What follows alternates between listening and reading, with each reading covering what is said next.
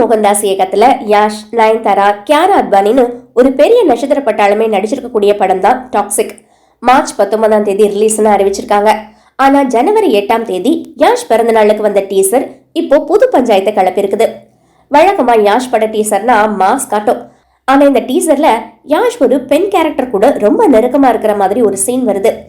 யாஷ் மாதிரி ஒரு பெரிய ஸ்டார், குடும்ப ரசிகர்களை வச்சிருக்கிறவரு இப்படிப்பட்ட ஆபாசமான சீன்கள்ல நடிக்கலாமான்னு சமூக ஆர்வலர்களும் சில ரசிகர்களும் கேள்வி எழுப்பியிருக்காங்க.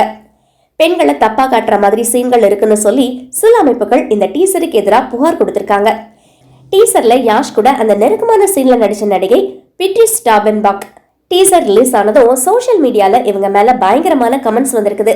இதனால மன உளைச்சலுக்கு ஆளானவங்க தன்னுடைய இன்ஸ்டாகிராம் அக்கௌண்ட்டையே நீக்கிட்டதா சொல்லப்படுது.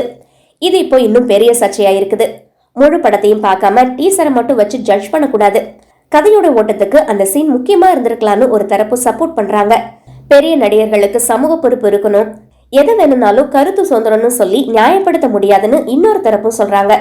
சிலர் என்ன சொல்றாங்கன்னா, படம் பத்தி நேஷனல் லெவல்ல பேச வைக்கிறதுக்காக படக்குழுவே வேணும்னு இப்படி ஒரு சீனை டீசர்ல வச்சிருப்பாங்களோன்னு ஒரு டவுட்டை கிளப்புறாங்க.